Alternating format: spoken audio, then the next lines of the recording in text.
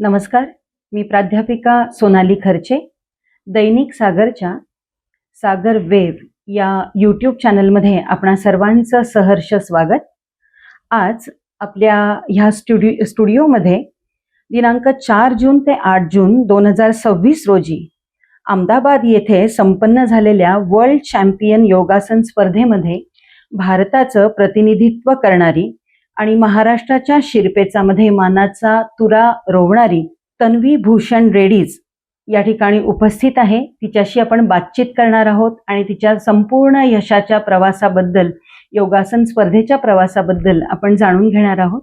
तर तन्वी, सर्वप्रथम तुझं या दैनिक सागरच्या सागर वेव्ह या स्टुडिओमध्ये स्वागत करते. थँक्यू. आणि आंतरराष्ट्रीय योगासन स्पर्धेमध्ये विश्वविजेते पद मिळाल्याबद्दल दैनिक सागर परिवाराकडून तुझं खूप खूप अभिनंदन.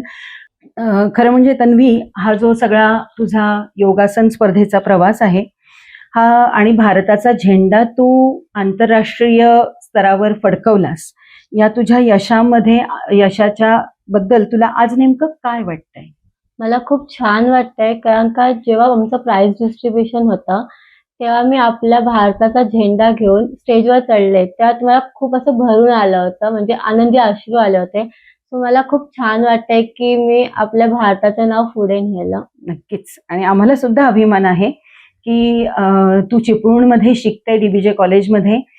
दुसरं म्हणजे SPM ची तू विद्यार्थिनी आहे, SPM शाळेची विद्यार्थिनी आहेस. खेडमध्ये तू राहतेस, लोटेमाळामध्ये तू राहतेस, त्यामुळे इथलं चिपळूणचं, कोकणाचं नाव सुद्धा तू आंतरराष्ट्रीय स्तरावर नेलंस. आम्हाला नक्कीच त्याचा सगळ्यांना अभिमान आहे. तन्वी, हा जो तुझा योगाचा अभ्यास होता किंवा ह्यातलं तुझं प्रावीण्य होतं, हे वयाच्या कोणत्या, म्हणजे कधीपासून सुरू झालं? केव्हापासून तुला असं वाटलं की योगासनं करावी? जेव्हा मी दुसरीत होते तेव्हा मी माझ्या बहिणींसोबत कथ्थक करायचे, पण मला कथ्थक असं फारसं जमत नव्हतं, थोडं जमत होतं. म्हणून मी काय केलं, माझ्या मम्मी पप्पांना सांगितलं की मला कथ्थक नाही करायचं आहे. मग मी म्हटलं दुसरं काहीतरी जॉईन करायचं आहे. तर मग मी म्हटलं की मला योगा करायचा आहे. मग माझ्या मम्मी पप्पांनी मला चिपळूण येथे पाग व्यायामशाळा आहे तिथे ऍडमिशन घेतलं. मग मी थोडे दिवस अशी जायला लागले, रोज रोज अशी. मग मला खूप आवड झाली योगाची. मग तेव्हापासून माझी योगामध्ये जर्नी सुरू झाली. म्हणजे हा एक आपण म्हणू की टर्निंग पॉइंट होता की तू आली होतीस खरं म्हणजे कथ्थकच्या क्लाससाठी, पण योगासनाकडे वळणं झालं आणि तू ते सुरू केलं तुझ्या आयुष्यामध्ये.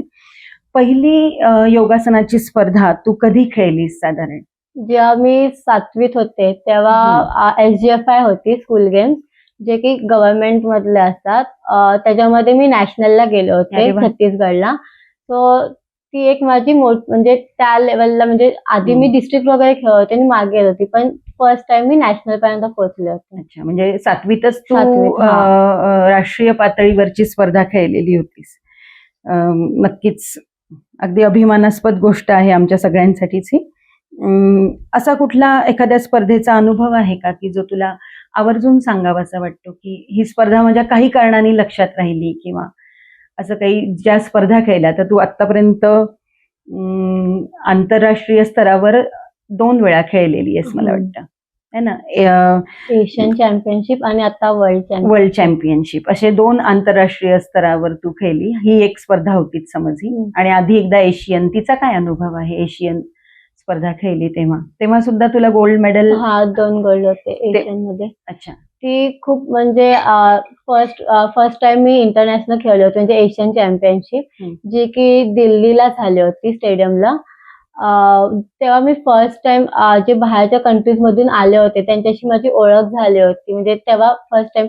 पण तेव्हा थोडी अडचणी आल्या होत्या, कारण का त्यांची लँग्वेज वेगळी होती आणि माझी वेगळी होती.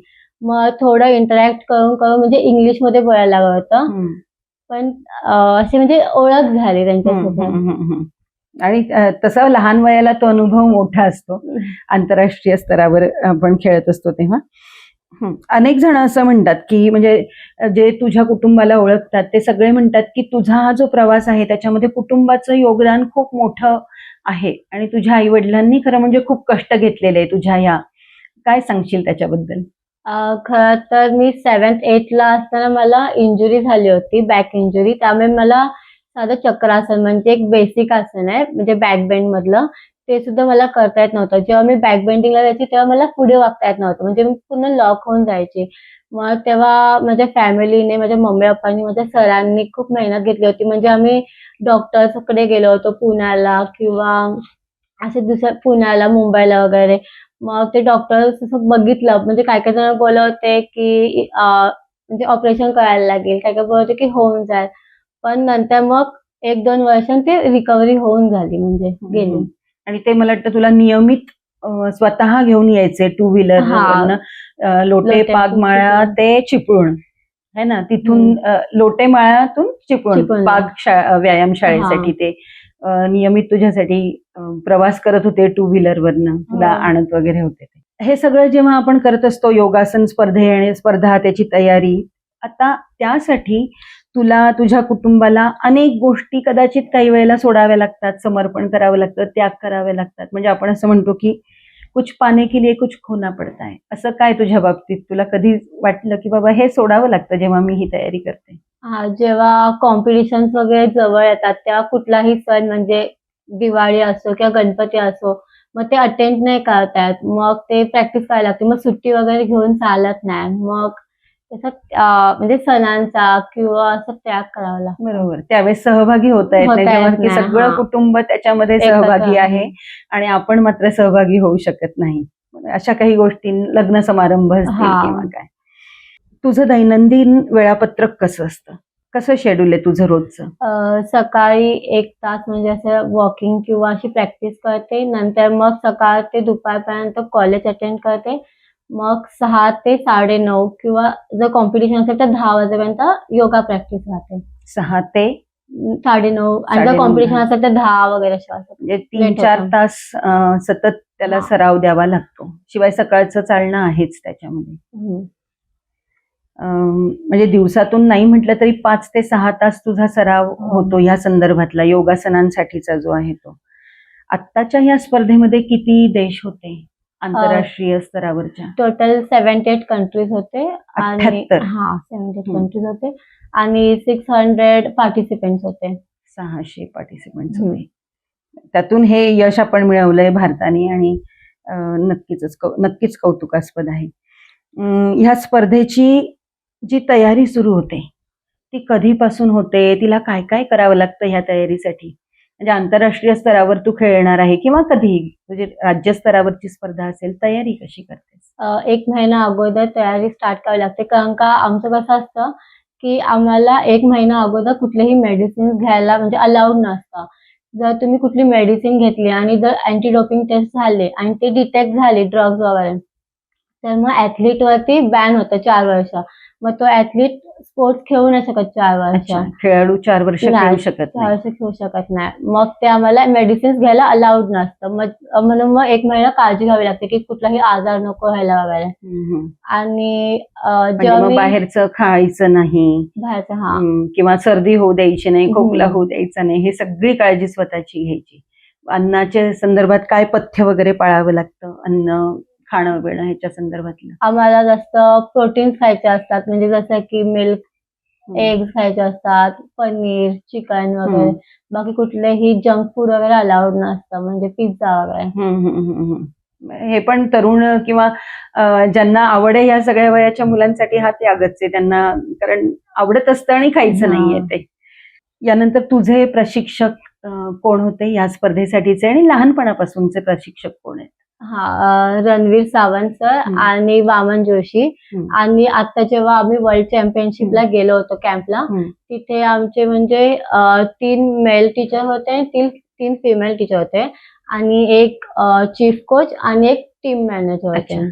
अच्छा. मग आम्हाला स्वतःला शिकवायला म्हणजे गर्ल्समध्ये परिणीता मॅम, डॉली मॅम, ह्या कोमल मॅम होते आणि आमचे चीफ कोच म्हणजे CK मिश्रा सर आणि टीम मॅनेजर म्हणजे आमचे चंद्रकांत सर. अच्छा. या सगळे जे प्रशिक्षक होते तुला असं काय कोणता गुण बाबा त्यांनी तुझ्यामध्ये खास विकसित केला? त्यांनी आम्हाला आधीच सांगून ठेवलं होतं, की तुम्ही जरी प्लेयर्स असला तरी तुमच्यामध्ये डिसिप्लिन असली पाहिजे. परत आमचा कॅम्प असायचा. मग सपोज 6 वाजता प्रॅक्टिस असायची. मग ते आम्हाला सांगायचे की तुम्ही 6ला 5 मिनिटं असणं इथे टच झालं पाहिजे खाली. मग जो कोण 6 नंतर येईल त्याला पनिशमेंट असायची. म्हणजे टाइमचं महत्व सांगितलं होतं. पंक्च्युअल पाहिजे हा. वेळेच्या बाबतीत आणि डिसिप्लिन. बरोबर डिसिप्लिन. कारण खेळ हा होऊच शकत नाही जोपर्यंत तुमच्यात शिस्त नाही तोपर्यंत. आणि आंतरराष्ट्रीय स्तरावर खेळताना तर त्याला पर्यायच नाही शिस्तीला. असं कुठला तुला म्हणजे प्रशिक्षकांनी कुठल्या सूचना तुम्हाला दिल्या ज्या तुला महत्वाच्या वाटल्या? आणि जेव्हा असं होतं खेळाडूंच्या बाबतीत की तुम्ही खेळतात आणि अचानक आठवतं अरे आपल्या प्रशिक्षकांनी हे सांगितलंय आपल्याला, तर त्याचा तुला विशेष फायदा झाला किंवा उपयोग झाला, एखादी सूचना किंवा असं काही आहे का?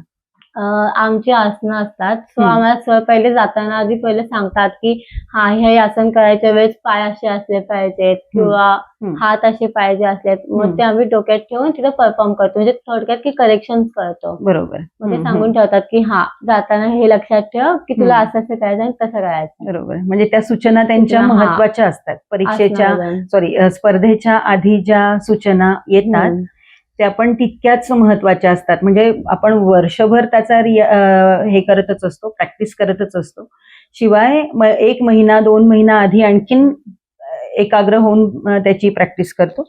एखादा प्रशिक्षणातला म्हणजे या लोकांनी प्रशिक्षण दिलं आणि आधी तू प्रशिक्षण घेतलंय चिपळूणमध्ये किंवा काय, तर तुला एखादा अनुभव प्रशिक्षणातला की जो कायम लक्षात राहणार आहे माझ्यासाठी, तुला असं वाटतं की तो तुझ्यासाठी कायम लक्षात राहणारा अनुभव आहे एखादा असा? हा, जेव्हा आमचे नॅशनल गेम्स होते तेव्हा तिकडे खूप थंडी असते उत्तराखंडला. मग त्याची थोडी सवय झाली पाहिजे म्हणून आम्ही काय केलं होतं की आम्ही आईस बाथ घेतली होती. म्हणजे एका टाकीमध्ये आईस टाकलं होतं जेणेकरून त्याचं -मध्ये डिग्रीमध्ये होऊन जाईल. मग त्यात राहायचं. मग ते खूप आधी पहिलं खूप सुरुवातीला कठीण वाटलं होतं कारण का पाय वगैरे खूप कापत होते. पण मग जायच्या आधी 2दा हे केलं. मग ते खूप आणि ते ना ह्याच्यासाठी मसलसाठी खूप चांगलं असतं. मग सर बोलले होते की ते करायचं म्हणजे कॉम्पिटिशनच्या आधी. मग मी ते आता पुढे कंटिन्यू करते. कधी कॉम्पिटिशन असेल तर त्याच्या आधी मी आईस बाथ घेऊन जाते. म्हणजे उत्तराखंडमध्ये -डिग्री टेम्परेचर म्हणून ही तयारी आपण इथं करायची. म्हणजे कोकणात आपण तसं वातावरण निर्माण केलं की तसं आईस बाथ म्हणजे ते तयार केलं आणि तसं आपण घेतलं म्हणजे आपल्याला तिथे सवय होईल त्या गोष्टींची. अशा पद्धतीने हे प्रशिक्षकांनी सुचवलेल्या गोष्टी पण आपण तयार. आता आम्ही वर्ल्ड चॅम्पियनशिपला गेलो होतो तेव्हा मला 2दा असं केलं होतं. म्हणजे एकदा आईस बाथ दिली होती. मग आईस बाथ म्हणजे त्याला जकुझी म्हणतात. आईस बाथ घेतात, मग त्याच्यानंतर मग सोना बाथ आणि मग तिथूनच तुम्हाला स्टीम बाथ मिळायचं असतं. असं 3 वेळा रिपिटेशन करायचं असतात जेणेकरून मग बॉडी पेन वगैरे निघून जाईल. तन्वी, तुझे जे व्हिडिओ आले हे वर्ल्ड चॅम्पियनशिपचे, ते सगळे व्हिडिओ बघताना त्याच्यात असं म्हटलेलं आहे की चेहरा बघा किती शांत आणि स्थिर आहे. तर हे असलंच पाहिजे. म्हणजे योगासन करतात तुम्ही तेव्हा हे असलंच पाहिजे. हा जो तणाव आहे तो स्पर्धेचा तणाव तुझ्या चेहऱ्यावर दिसत नाही है ना. तो कसा नियंत्रित करते तो तणाव? मेडिटेशनमुळे. नियमित मेडिटेशन करून, ब्रीदिंग एक्सरसाइज करून. बरं. म्हणजे प्राणायाम पण आहे आणि मेडिटेशन पण आहे. त्यामुळे तो तणाव येत नाही. जरी स्पर्धा म्हटली की ताण साहजिकच आहे, पण तो ताण तिथे नियमित रोज असतं मेडिटेशन? रोज करतेस मेडिटेशन? म्हणजे एक टाइम करते. आता कॅम्पला पण रोज मेडिटेशन घेत होते. म्हणजे प्रॅक्टिस झाल्यावर आणि प्लस सकाळी पण. अच्छा. आणि किती मिनिट करते साधारण मेडिटेशन? 10 मिनिट. 10-15 मिनिटचं मेडिटेशन पुरतं नक्कीच.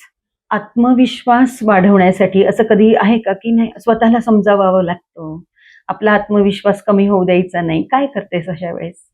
काय नाही, स्वतःला तयार करते की आपल्याला काहीतरी करायचं देशासाठी. मग स्वतःहूनच कॉन्फिडन्स वाढतो की नाही काहीतरी करायचं, असं खचून नाही चालणार. नक्कीच. कारण यश अपयश हे स्पर्धा म्हटलं की येणारच आहे. त्यामुळे त्यातनं सावरण्यासाठी स्वतःला आपल्याला सांगावं लागतं बरेच वेळा. तुझं नियमित शिक्षण काय सुरू आहे? जसं तू स्पर्धा करतेच आहेस पण सोबत माझं लास्ट इयर आहे TY BSc DBचे कॉलेजमध्ये. अच्छा. BSc करतेस. कशामध्ये करतेस BSc?